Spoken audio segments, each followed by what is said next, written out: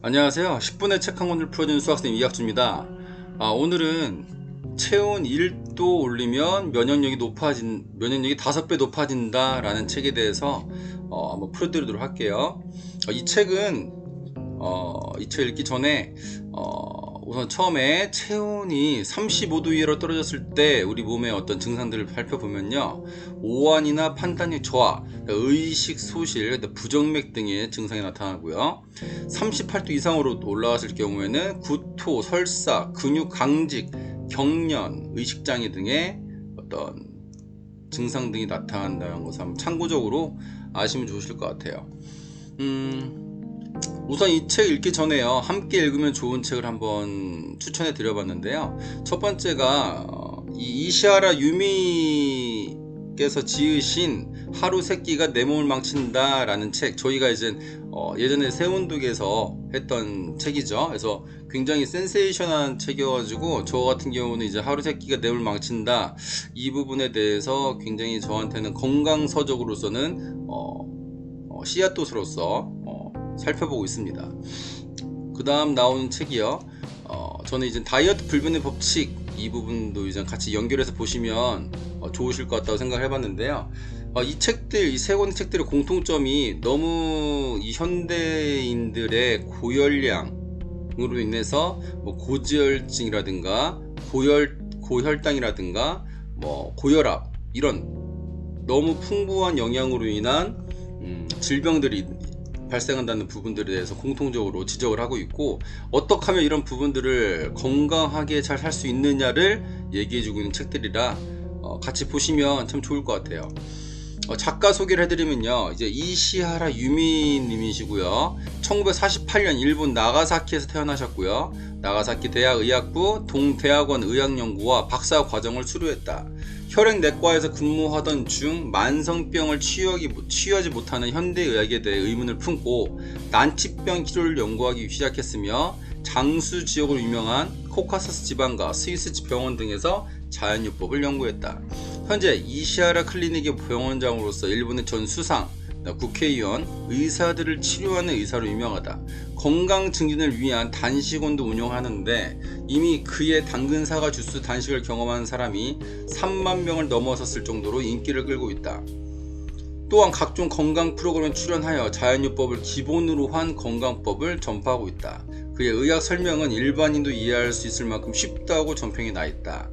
저서로는 전조 증상만 알아도 병을 고칠 수 있다, 생강 홍차 다이어트, 몸을 따뜻하게 하면 병은 반드시 낫는다, 초건강법, 병은 냉증으로부터, 몸이 따뜻해야 몸이 산다, 내 몸을 지키는 건강 비법 100가지, 하루 세끼가 내 몸을 망친다, 체온 1도 올리면 면역력이 5배 높아진다 라는 저서들이 있습니다.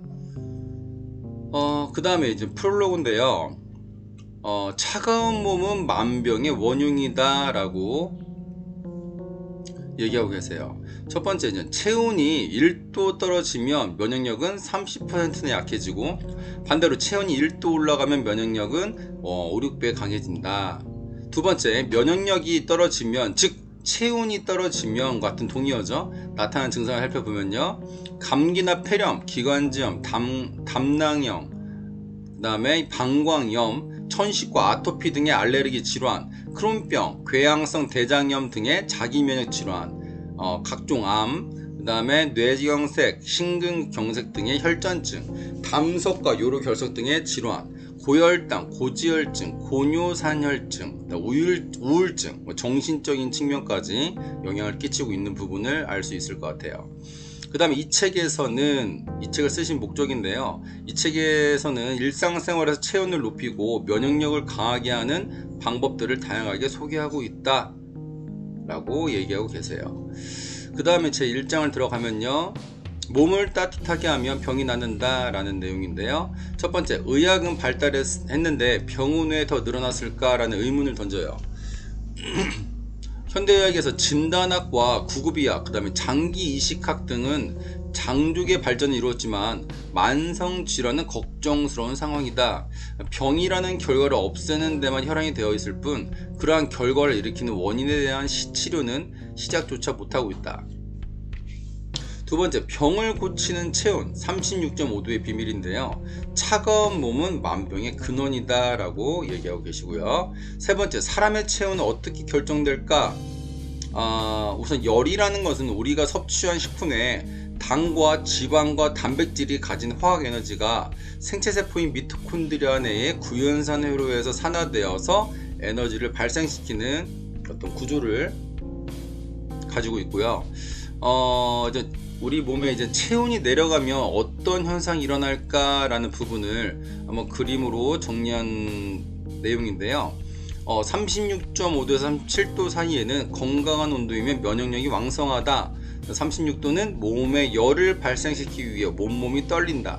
35.5도는 배설 기능이 저하되고 변비나 부종 이런 게 생긴다. 그 다음에 35도는 암세포가 가장 증식하기 쉬운 온도다. 34도는 물에 빠진 사람이 살아날 확률은 절반밖에 안 된다. 33도는 동사하기 전 환각 상태, 30도는 의식 불명 상태, 27도는 신체 활동이 정지 온도라고 얘기하고 있고요. 우리 몸은 이제 한랭한 환경과 온열 환경에서 다양한 방법으로 체온이 조절되고 일정하게 유지되고 있다라는 부분인데요. 자세하게 정리는 안 해봤어요. 거기 이제 내 책 내용 보시면 상식적으로 아시는 부분들이 대부분이시기 때문에 이 부분을 한번 가볍게 한번 읽어보시면 좋을 것 같아요. 그 다음 나오는 내용은요, 두 번째인데요.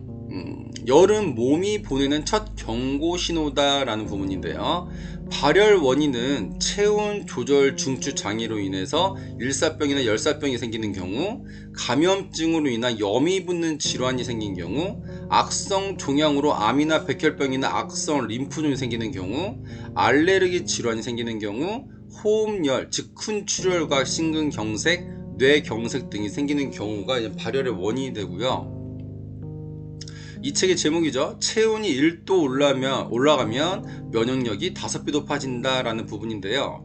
의학적으로 운동과 같은 생리적인 발열 이외의 체온 상승은 유의하다고 판단하고 있죠. 근데 의학자 비에르 같은 경우는 체온이 41에서 42도에 달하면 세균이 사멸하거나 증식하지 못하므로 발열은 감염증을 치료하는 원동력이다 라고 얘기해주고 있어요. 대표적인 예로요, 의사 율리우스 바그너는 인위적으로 환자를 말라리아에 걸리게 한 다음에 당시 난치병이었던 매독을 치료했던 전력도 있습니다. 발열이라는 것은 어떤 병적 상태를 보여주는 몸의 경고 반응이면서 병을 고치는 치료 반응이기도 하다는 부분 새롭게 알게 됐고요. 면역력이 향상되고 발열의 덕을 볼 수 있는 한계 체온은 41도 미만이다 라는 부분 체크하시면 좋을 것 같아요. 이 책을 읽으면서 이제 본계적에서 깨하고 적을 살펴봤는데요. 깨달은 점은요, 체온이 1도 올라가면 면역력이 5배 높아진다. 익히 알고 있었지만 다시 한번 제가 이제 꼭 상기시켜야 될 내용으로 살펴봤고요. 적용할 점은요, 미지근한 물 마시기. 여름이 되다 보니까 찬물을 좀 많이 마시는 경향이 있었는데 아주 따뜻하진 않더라도 약간의 미지근한 물 마시기를 좀 더 신경 써야 될 것 같고요. 두 번째가 그냥 찬물이나 탄산음료 지양하기, 같은 맥락이긴 한데요. 여름이다 보니까 좀 찬 거를 많이 먹었던 것 같아요.